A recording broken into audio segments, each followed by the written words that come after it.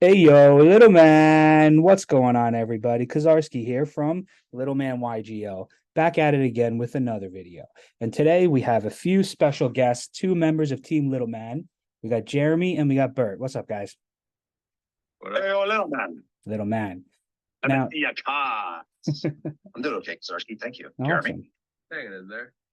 Today we're here to discuss something that just happened over the weekend. Our our buddy Jeremy, we call him J Coco, J Cool, whatever we want to call him in the moment, finished second in the 10FD tournament over the weekend. And today we're just going to go through the list, talk about his matchups, and anything else we want to go over here with us. But before we start, you see right here, we are at 878 subscribers, on our way to 1,000. So let's smash that subscribe button, and it's just take a second, do it right now. I'll wait. All right, so hopefully you're subscribed, and so If you're like I not, was you're saying, fired. yeah, exactly, or you're fired. So over the weekend, Jeremy entered the 10FD Edison tournament on Dueling Book, and Jeremy, what place did you finish? I finished second. And what deck did you use? First place loser. I used pure Lightsworn. So Jeremy used this pure Lightsworn list that you see on my screen right now. So Lightsworn, pure Lightsworn is something that is, near and dear to Team Little Man's heart. We've played it for so many years.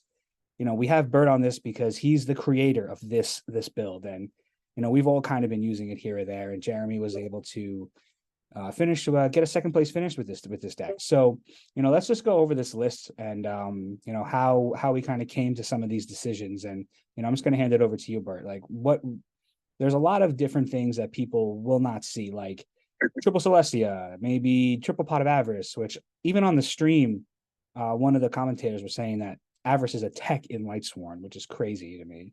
Got a fancy diesel for that one. Yeah. So Bert, go over some of these choices here. So, okay. Well, a lot of these things, if anybody is I boxed myself into a corner with that sentence. Let me rewind. If anybody's a longtime watcher of Little Man YGO channel, which you all should be, this deck list isn't very different from the one that Nick and I posted a couple months back. Compared to that list, the Arcus is in, the hamsters are out. And a few more changes as well. Two more changes as well. Call the Haunted is out. Mirror Force is in. Dust Shoot is in. So again, a few changes since last time. My thought process on it is starting from the top. Triple Wolf is a must. Absolute must. If you don't play 3 Wolf, you're doing the deck wrong. In my opinion, you're just milling for nothing. 2100 in Edison format is pretty oppressive. And in conjunction with the triple pot of avarice, like I put back the wolves a lot to just mill them again. Obviously if you brick up on them, well, it's unfortunate, but it's part of Yu-Gi-Oh! It's part of Lightsworn, especially. That's the one thing with. Sorry to cut you off. That's the no. Go ahead, Jeremy. Play it. With this build, that's the one thing that I found myself a lot. You resolve avarice so much, it's actually kind of crazy that it's called a tech. Especially with the amount of wolves that you're going to mill. You do end up drawing a few of them, but at the same time, you have so many ways to discard them. You have so many ways to utilize them. Triple wolf is, I agree with you, it's a complete must. It's really good. There's nothing quite like, it happened during one of my matches during the tournament. I ended up milling 3 wolves in a single game. And it's crazy because you just get a free 21 beater. And they ended up having a Cyber Dragon and a Gale in hand. They made a small misplay with it, but essentially you just cool. It's like you have to answer this 2100 beat stick. If not, I have a Celestia at hand or I have a follow-up. I get this monster for free. It's a 3 of you gotta run 3. There was I remember there was a situation that we had in War League early on in the season, and Bert was playing against Sizzle, and he had 10 cards left in his deck or so, with all 3 wolves, and his opponent was at, I think, like around the 5,000 range. So he tributed for Celestia, hit a wolf, and then foolish another wolf, and his opponent was just like, shrug, I guess I lose. Because you have 10 cards left in your deck and you have such a high chance of hitting wolf that you need wolf in this deck, because it's like Bert was saying, what are you milling for at that point? What do you also mean? where avarice is also best when you have, like 10 cards, or it's not like a very low card count. You're able to manipulate what you draw so much better than, say, like Beckoning Light, where you are giving away hand knowledge and you are essentially going -1 because you're not recouping the Beckoning. Whereas with avarice, you're netting a +1. Yeah. So what about Yeah. the idea for triple threatening roar? Well, I think that one of the biggest weaknesses that comes from the March 2010 ban list is the amount of defense that Lightsworn loses. Yeah, like losing the Lumina to 1 and Charger Light Brigade to 1. Yes, it hurt. Of course it did.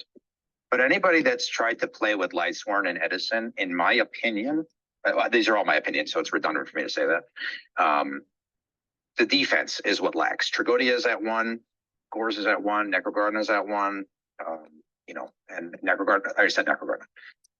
And the deck becomes very fragile, and you really cannot keep monsters on board. They just the monsters don't stay. Your opponent summons anything, and it's gone. The Celestias don't stay alive. You don't get to mill as much, which means you're not getting to your win cons as fast as you could be. So I think that to play Triple T Roar keeps you alive, and it facilitates Celestia plays. It's chainable, so people are going to waste their stuff on it. And I was playing 1 for a while. I never found it any more beneficial than just capping out on than playing 3. Yeah. If I may interject as well, my favorite play this past weekend was Ryko T-Roar. I usually end up with the Celestian hand, just 3/3-ups in the deck. If I opened up that combo, I was pretty sure I was winning the game, just because they summoned something to try attacking Charles T-Roar, and they said whatever. I end up wiping their entire field with that combo, and I mill 7 cards in a deck that I can mill a wolf in, so I can hit them for more than half their life with that combo. Fill my grave, usually have an avarice in hand, and have follow-up. It's one of those, like what you just said about getting to your win cons. There's a lot of times where Threatening Roar lets you play into your win cons. Celestia could be a win con so often just because you're able to buy that turn with Threatening Roar. Yeah, I mean, if for anyone who played Lightsworn back in the in Nationals 2009 format, the Synchro Cat, Dark Strike Fighter, Lightsworn was one of the top decks back then, and the triple Necrogardener was just made matchups, or even just being able to keep a body on the board, so much easier, and the T-Roar is kind of replacing that aspect, and maybe even slightly better, because you don't have to activate it from the graveyard. So, yeah, I mean, I think the rest of the main deck here is pretty standard, except one card. Best card in the deck. I think if there's any text in this deck, let's talk about card destruction. I can. You want to start, Jeremy? That card won me so many games on Sunday. And the one game I lost when I resolved it was because I drew terribly. The game, it was a mirror match. They like playing a weird Twilight version. I forget. I was watching it earlier. I forget why I card destruction. But no, I had double wolf in hand. I had double wolf in hand off of a recharge, and I just needed to get new cards. So I set 2 avarice, play card destruction. He ditched a Judgment Dragon, a Brain Control, a Dark Armed, a Reincarnation. The last card doesn't matter. Off that discard, I basically I got rid of 3 of his win cons. He ends up getting another Reincarnation to win the game, but that alone, just that play alone, justifies card destruction for me. It fixes bad hands. It disrupts your opponent. I love half the time like someone will Sanguine Search something and I'll card destruction. It is an ultimate disruptor. I love this card. Now, Bert, you were the first one to really, at least in our team, to not quote unquote discover card destruction in Lightsworn. So what was your initial thoughts on putting this card in? Well, I mean, again, anybody that's played this deck knows that it's prone to to drawing shitty. And sometimes you just get stuck with bad hands. I think that Lightsworn's typically it loses to itself. The general idea of the deck is very good. Pop cards, mill cards, and hopefully inevitably drop Judgment Dragon. Cool. But again, the issue is you just brick up on cards that you don't want to see. And card destruction is like an extra piece of the puzzle. Because again, to me, I think that triple recharge is insane. It always surprises me that card remained unscathed through the March 2010 ban list, because I think that card's it's fucking insane. Lore was at one of that list too. You draw 2, mill 2, like it's so good. And it's so dumb, honestly. But again, sometimes your hands are just butt and you don't have the recharge. Yeah, it's on 3, but it doesn't mean you're gonna draw it, and being able to dig and just like pitch a hand of nonsense and go and grab something of go and potentially, of course, because again, you could card the and just draw shitty again. But to have the capacity to go into the deck and to grab some new stuff and just have almost a second chance at life because your hand blows. Yeah. I mean, I find to be very bad. I mean, it fuels Pot of Avarice if you have wolves stuck in your hand. It definitely fuels the deck to move towards what it wants to do. So I think that's another thing. It's a game-winning card. It really is. It's probably the best card in the deck as far as offensive and defensive potential, because I can use it when I have 2 cards. I can use it late game. I can use it early game. I think the best part is that they don't have to have a hand to use it. So there are times where I'll have like double wolf, or I'll have wolf and a name, and I go, well, I need to make a game push, and I'll end up drawing a recharge in the Lightsworn, or I'll draw a JD or an Avarice.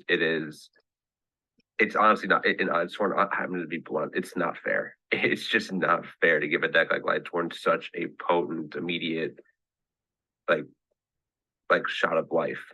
It turns any situation into winnable. Yeah, it seems like it's kind of as impactful as Morphing Jar might be in Amaryllis. Maybe we can make that comparison. But we did run Morphing Jar in here before, but we took it out. Actually, yeah, it was not the best. It was. I think that we talked about it beforehand. The idea of drawing 5 is great until you realize your opponent's drawing 5. Yeah. And no matter, even if it's earlier in late game, I never want to have my opponent draw a new hand. Yeah, I think at least with card destruction, it's just. I know it's kind of hypocritical because you can still play earlier late game, but with card destruction, at the very least, they aren't locked to drawing 5. Like it could be played anytime, and it's not a setup card. I can use it aggressively. I can use it like when my opponent has Stratos searched. I'm like, cool, you're gonna make this by next turn. No, you're not. Like it is. Yeah. It also doesn't take up your normal summon, right? That's pretty big too. And people don't expect it. No one ever expects that card. Like, there are 2 cards that no one expected this past weekend. It was Avarice and it was Card Destruction. In fact, the person I lost to in the finals, it took me to like game 2 of our second time playing to realize I was playing Avarice. It shows me how that match went, but it's one of GB's nothing we could do. But it was one of those. It's a win more card, but in this particular version, this is like Celestia Turbo to me, honestly. Yeah, it is. You just abuse the 3 threatening roar, just let you do so much. And the biggest thing for me, and there's so many ways you can set it up. The threatening roar is honest and whatever. You have so many ways just to get to a Celestia. That being said, I think Celestia is also the double-edged sword in this deck. There are times I drew 2 of it. There was a hand I drew 3 of it. Luckily, I had a Celestia play. My opponent does shoot it when I drew the 3rd, so he sent back 1. But it's just one of those. It's not like Wolf. Or if I draw Wolf, I'm like, okay, I have ways to get rid of this card. That's fine. Celestia, I go, okay. Yeah, I mean, it's like Bert was saying. This is gonna sit. It's like Bert was saying. Sometimes the deck loses to itself, right? That's Yeah, that's well, just what it we is. have a way, we're thinking about, Yeah. trying So to fix that. so moving on to So to just touch base, just a couple notes on the main board. The way my brain operated when it came to making this deck was I wanted to see the Ryko's a card that's at 3 in decks that are not Lightsworn, so Lightsworn should probably be playing 3. Wolf needs to be at 3 or bust, in my opinion. Celestia, I can get behind being 3 being a little bit too much. But however, at the same time, I've always noticed that I'd rather see it too much than not see it enough. right. That's a good point. The rest of the monster lineup is the same as last time. The only thing that's new is the Arcus. That was a last minute thing. Yeah, it was a last minute thing. I was playing it in the sideboard for a long time, and I saw a lot of other Lightsworn decks mainboarding it, and I was like, you know what? They're probably not wrong. And said was playing an Arcus with a T-Roar behind it. It's just so dumb. Like That also leads to Celestia. It is so 'cause- dumb. Arcus against a face down Ryko is one of the most irritating things I think that an opponent can deal with. Yeah. You can't do anything. You're gonna get your Milla, but at the same time, brain control, no, Caius, no, mind control, no, Brio, no. Yeah, Ryko. That's all. It's in prison. You half of most decks use, or not half, but close to it, is so limited. It's funny, and it's like you said, if you have an honest behind it, all you can do is really sit there and laugh, because it's like the consecrated light effect. You just can't do anything. Right. You're powerless.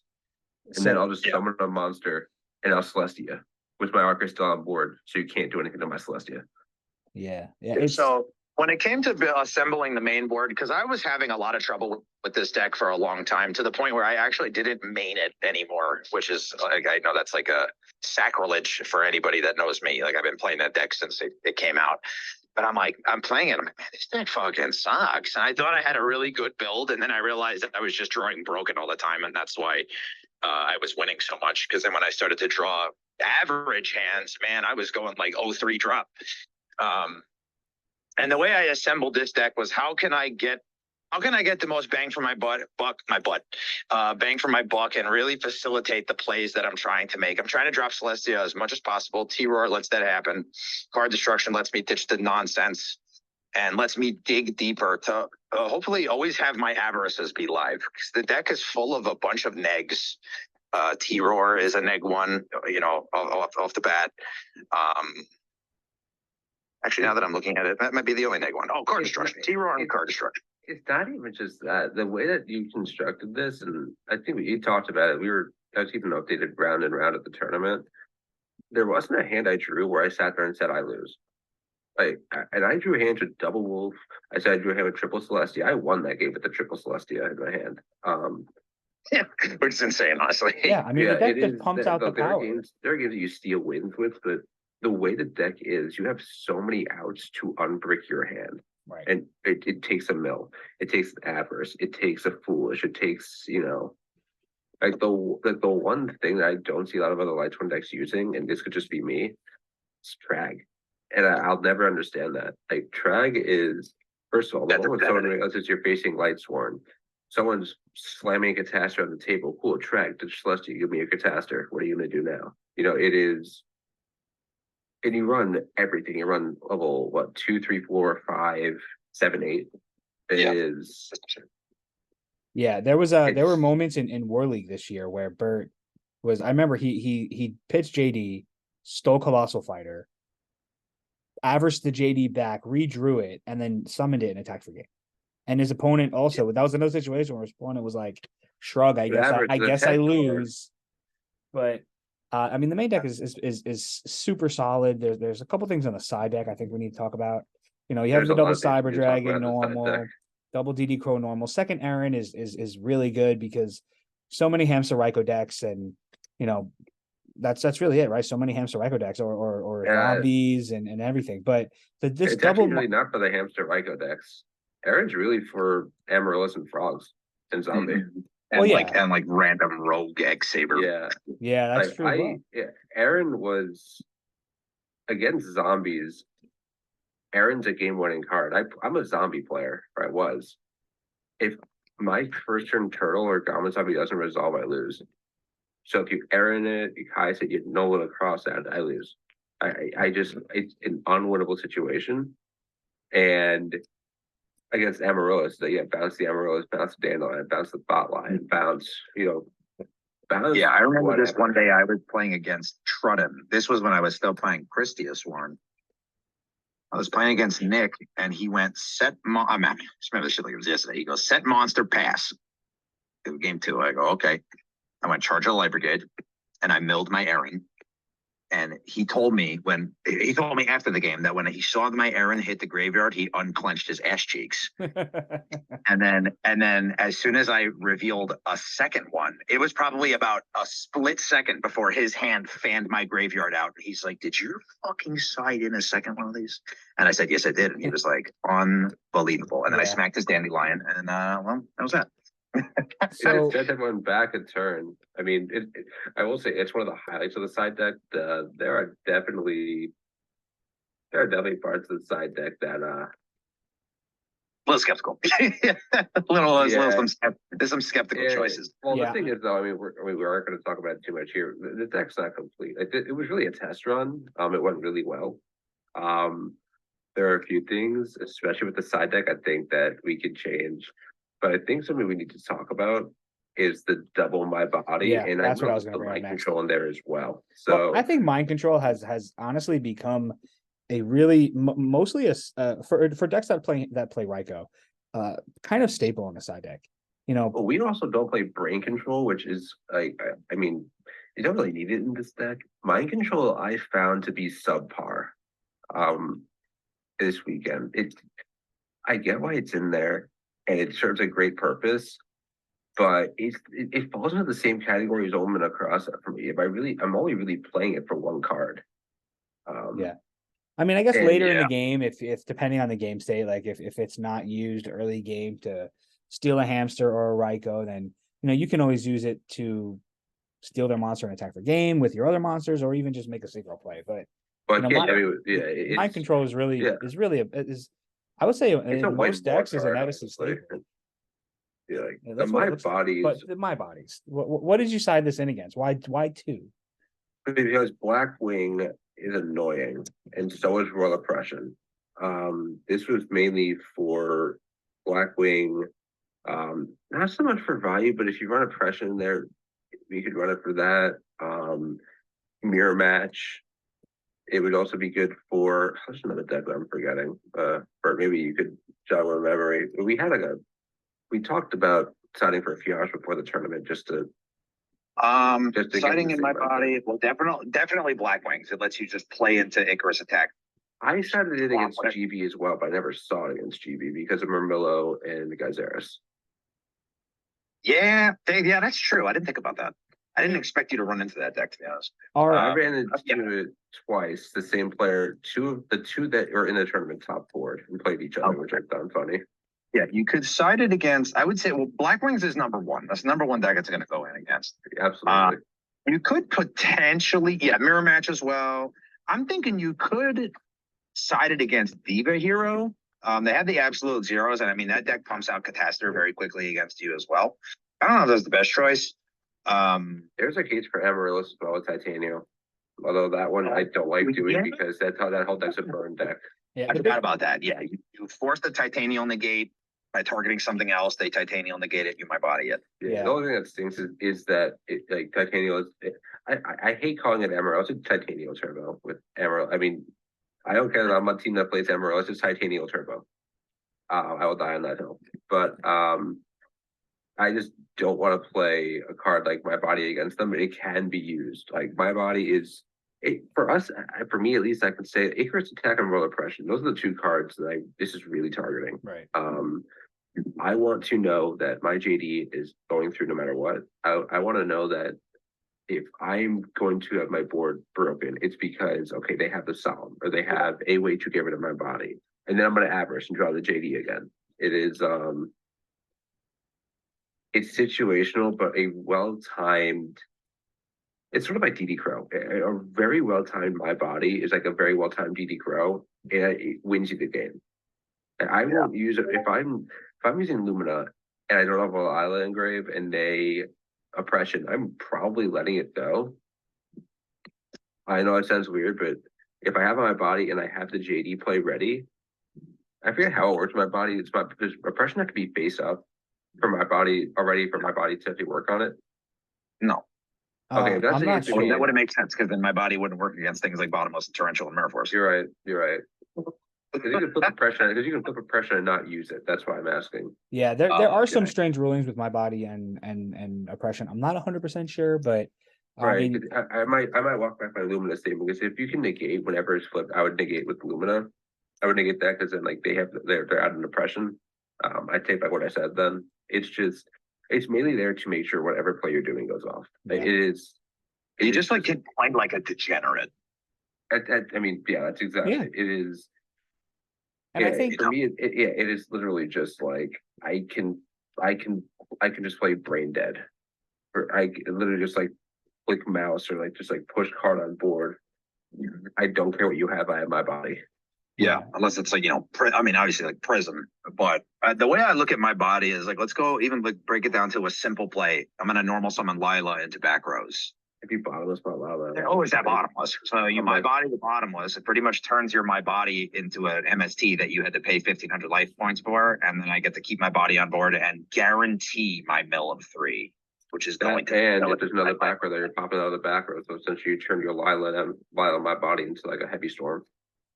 Yeah, and then it's facilitating my milling and then keeping my Avarices live. And if I have a T-Roar with the Celestia, I could set that up as well. It just allows you to. The biggest thing that gets in the way of Lightsworns is kind of same as Blackwing, which is just if your normal summons get stopped, you're in a tough spot. And being able to just drop cards into back row is really nice. Which is as why far as the mind control, I'm gonna chime in on the mind control. I like it. Every time I've drawn it, it's been live, which is probably like it. But Jeremy and I were talking about it after the tournament, and I feel like for me anyway, a second copy of Arcus might be better than Mind Control. I think they're both. I think it kind of does the same thing. It outs the Ryko. It doesn't out the hamster. Outs the Ryko. If you smack a hamster, yeah, okay, you take 600, but they can't get over your Arcus without attributing for bias. Yeah, copying one of their own cards. it's where we differ a little bit. Like the second Arcus makes sense. But... Yeah, but you're kind of breaking up a little bit. But we also had trouble with the Gladiator Beast matchup, and well, Arcus might be able to really help with that. Yeah. The thing with Arcus is though, and that GB matchup is brutal. Like the GB matchup is one of those matchups that I kind of just go in and I'm like, look, if they draw a certain way, I'm not winning. But I mean, I have an idea of what I'd want to side in because just kind of looping in the Dust Tornado barely moved from my side deck all weekend, or on Sunday rather. And it doesn't really serve a purpose. You side the MST and you have 2 Decree. And you have Lilas, you have the Heavy Storm, and you have ways to manipulate your opponent's back row. I probably make those 2 into something else. I don't know if I would go Arcus. So we had also been talking about maybe Torrential. Because going back to the main person. Yeah, so he's playing Dust and I'm playing Torrential. It's the only difference. Yeah, so going back to the main deck for a minute. I was playing against Jan Daime. I think it was right round 5. He's playing Blackwing. I was playing obviously Lightsworn. He had seen the Threatening Roar already. I said, and there he had I forget what he had on board, but I couldn't destroy it. So I said the neck row, I said Threatening Roar, and I said Mirror Force. And he ends up going into a Brio play, but he has a Brio, Sirocco, and I forget the last card that he had. But he bounces my monster, bounces my Threatening Roar. Because he hasn't seen my Mirror Force, I hadn't known it's game 1. He attacks in the Mirror Force, I get rid of 3 monsters, I end up winning the game off that. Yeah, that's crazy. That's just crazy plus. Torrential has the exact same use case where, and Bert, you were the one who brought this up to me when I told you that play, where Hey, sorry guys, I'm in a dead zone and I'm losing service a lot. Can you repeat your question?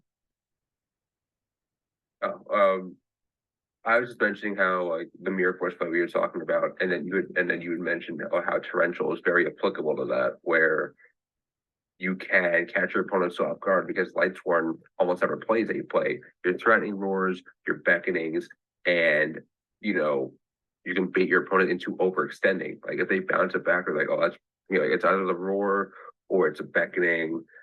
It's like, or like odd chance it could be glorious illusion or something like that. It's like either way, like I'm prepared for all that. Yeah, it's kind of like when like frogs sighting in like torrential or actual traps. Just because I got needle sealing once. Yeah, so, that's crazy.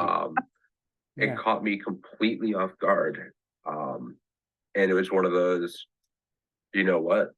Like it makes perfect sense for frogs because you are going to have two frogs. You're going to have you're just going to basically force me to, have more monsters. It's a cool tech. And then like I don't know, like the way you can side with this deck also allows you to do so much. I think that's one of the biggest benefactors is that like the trap lineup lets you do whatever. And like the last thing on the main, I'll say like Dust Shoot needs to be in every deck. Well, that's just Dust Shoot, right? I don't think we really need to go dig deep into Dust Shoot. The card is ridiculous. Yeah, I know that card won me. It's one of the best cards in the format. Crazy power, but so while we're talking about your matchups round 5, you were talking about against Black Wings. Let's go over your tournament run. And there was about 45 people in this event, right? Yeah. So round 1, I faced X Saber. I won 2-1. Pretty simple matchup. When I won game 2, he top decked a second Fall Troll. I had complete hand knowledge, whatever, got with my hand. Round 2, I faced the GB player who ended up winning. He swiftly 2-0'd me. He had trap stun into Cold Wave with Sekitor. So I'm like, okay, that is yeah. Yeah. Then game 2, I don't even remember what happened game 2, but it was just as quick as game 1. Round 3, I faced Pure Fairy. That was a 2-1. They kept filling their grave with their recruiters. In game 3, I had a Crow. So they leave me battle phase. I Crow their 3rd fairy. And I'm just able to manipulate the board at that point. So yeah, that was 2-1. Round 4, I faced a Lightsworn deck that ran like Caius and Sangan. So that's like the James Arc Twilight deck, kind of.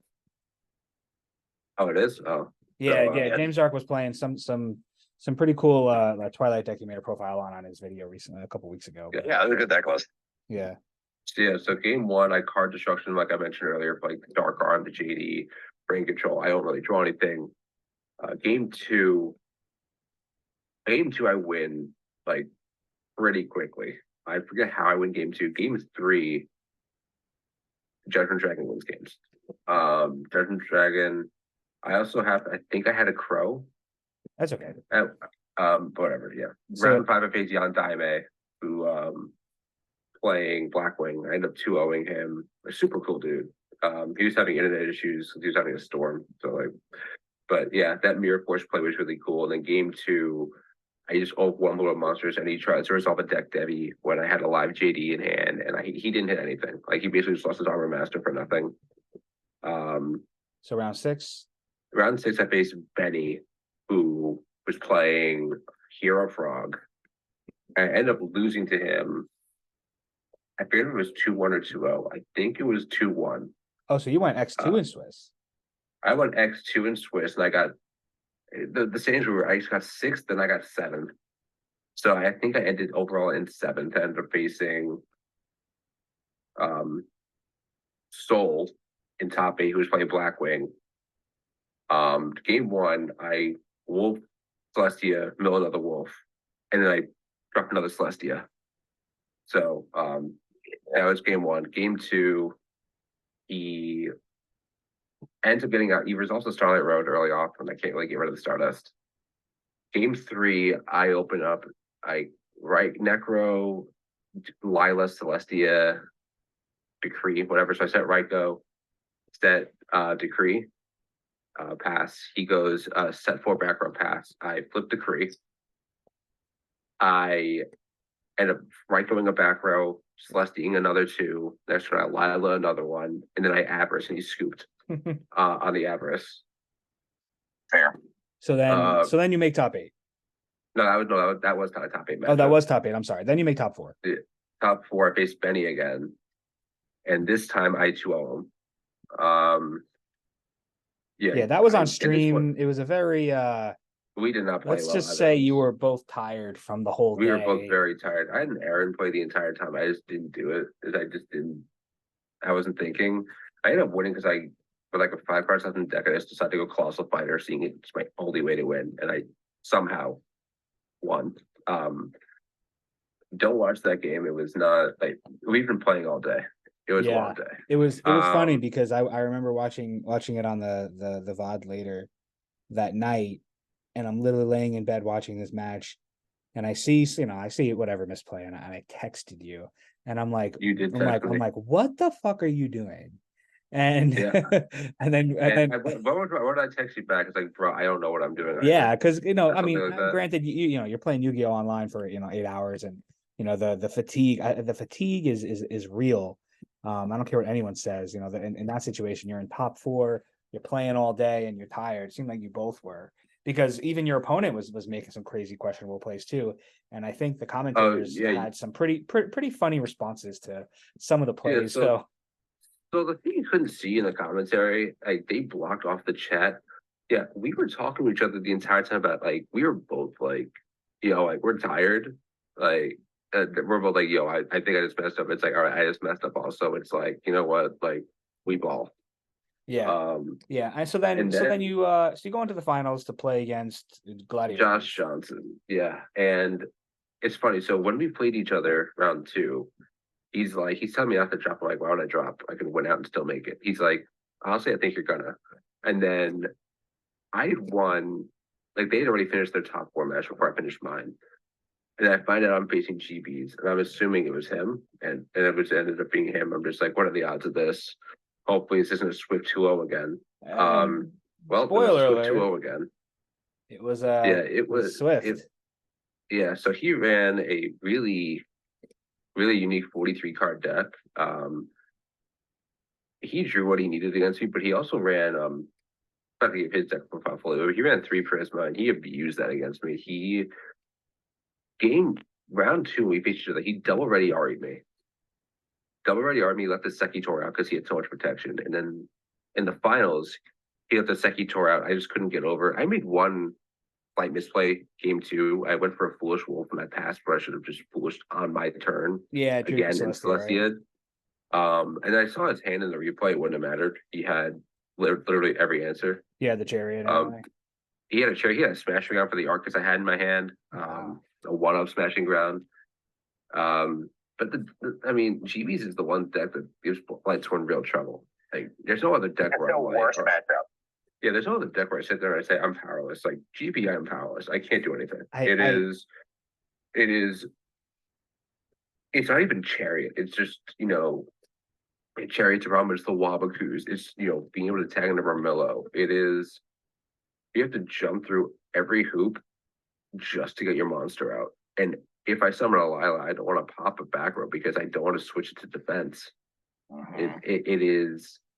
It's something where like I don't know how much a side deck helps. So I did get a decree out, but he bestiaried it, and it brings another problem to the deck. It's like whatever you do, there's a solution. Yeah, I think this channel is really all about just awesome decks that just lose the Gladiator Beasts, right? Sometimes sometimes there's maybe we'll just put a Gladiator Beast deck. We'll just, listen, you're talking to the guy who plays GBs. I mean, I don't play them right now in Edison because you play GBs a while ago. But you played. Man, you're hitting me right in the feels. Like we're talking. We're going back to 2009 nationals with learning GBs from, in my opinion, and I don't know if everyone what people might think about this, but the best GB player. Michael Hannum's the best GB player ever. I don't care what anybody says. The best GB player in this country, Michael Hannum, Jonah Jump champion. the best. Went to world, got second at Nationals 2009 with Gladiator Beasts, and He's the best GB player. and you know, I learned it all I from don't him. care what GB's they is my say. favorite, always will be, but it's just hard to play right now, Edison. And luckily, you know, the two Gladiator Beast decks that top did really well. So I'm I so mean, happy they played against each other though. Bringing it back to this deck though, I'm Bert and I mentioned earlier, this was a test. There are changes that we are going to make, but the deck did really well. And for those who keep saying Avarice is a tech, give the deck a try. And you'll see why it's not a tech. Because if you take up 3 Avarice, this deck doesn't work. Like, it is... There's...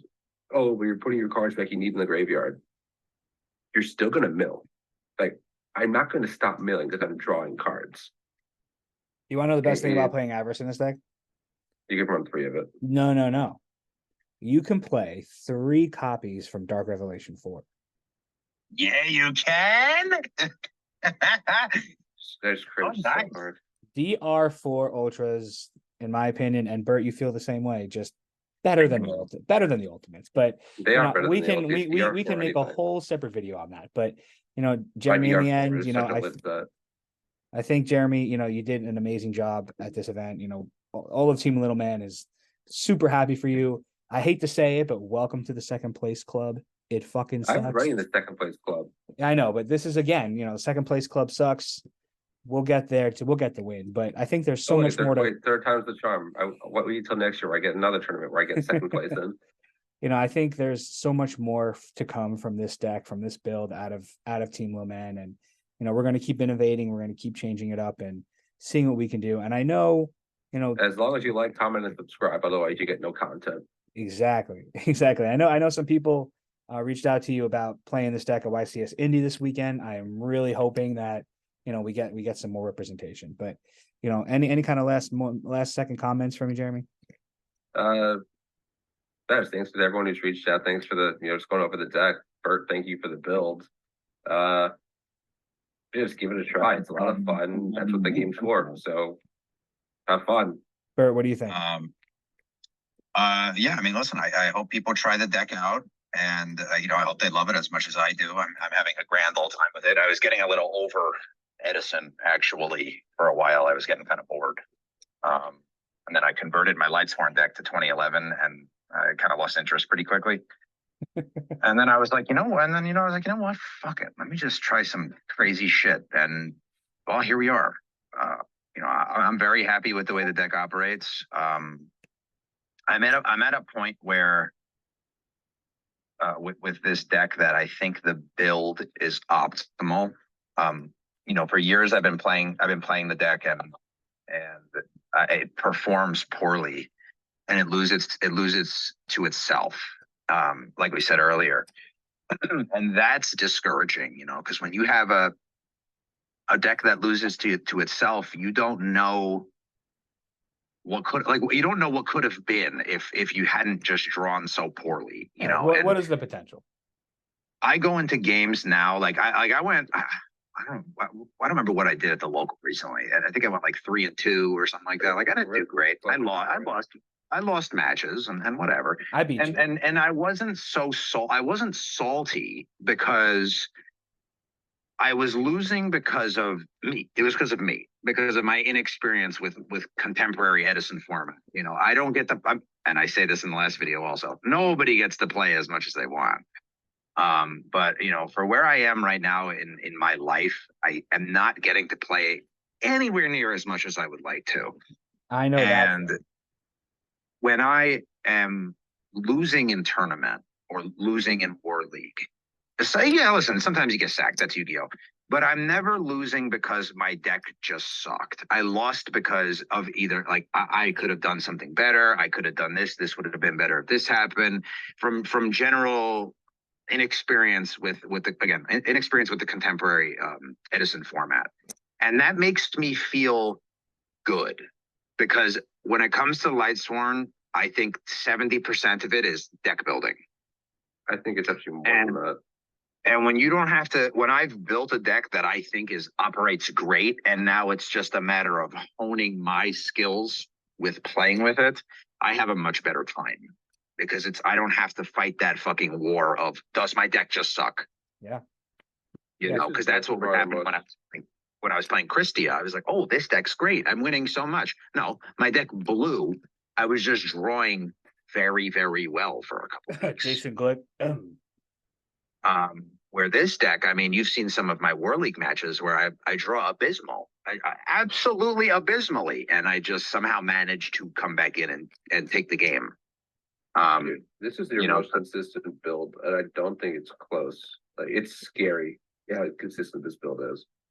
Yeah, I You mean, know, I I look forward to, you know, especially now, I look forward to what comes of this deck topping. You know, like I said, I have about 13 years of experience with this deck, but you know, I've been playing it for so much longer than Jeremy, and yet Jeremy comes in and we're sitting down going over the deck list on before the tournament, and you know, how would we side? What would we side in here? What would we side in there? And Jeremy's pitching things that, yeah, okay, I've been playing the deck for this long, but son of a bitch, Jeremy comes in and says some stuff, and I'm like, wow, fucking hey, yeah, I mean, that's a good fucking idea. That's why having like having so many people that you can play test with, like a great group of people that are just good with play testing, helps, because you're having all these, you know, you're having a second, third, fourth set of eyes. You're having people who are having fresh opinions, and you know, sometimes with, you know, out of no fault of your own, Bird, but like, you know, you play this deck for so long, you kind of get, you know, complacent with certain, you know, deck choices or certain play styles, and then you kind of need somebody else to come in and say, hey, instead of doing, you know, instead of playing X card, you should try out this other card, or, you know, instead of, you know, maybe just certain play, you know, certain different technical plays that may help just either like make you even better. So, and that's what's good about Edison, because that's just always going to happen. I mean, one thing I remember Nick would always say is that you're not, when you lose, you don't lose. You either win or you learn, right? And if you don't learn from your losses, then what are you doing, right? I lose. So no, you don't. You got second place here. You don't lose. But I lost to GBs. What did I learn? You learn that GBs is your worst matchup. That's what you learned. The worst matchup. It always Worst has. matchup. Always will I've be. known that for 15 years. Yeah. So, Yep, same. you know, thanks for your time, guys. I hope everyone enjoyed this deck profile and this tournament review. You know, we have a lot more coming, and I hope we can do some more of these in the future. But leave a comment on your favorite card in this build. comment, and if you're not, subscribe. you're fired. Yeah. Do what you said. And if ever favor also, let me see your cards. And if you don't do that, you're fired again. All right, everybody. Thank you for having me on the channel. I appreciate guys. it. I always have fun. See you later. Thank you. All right, bye.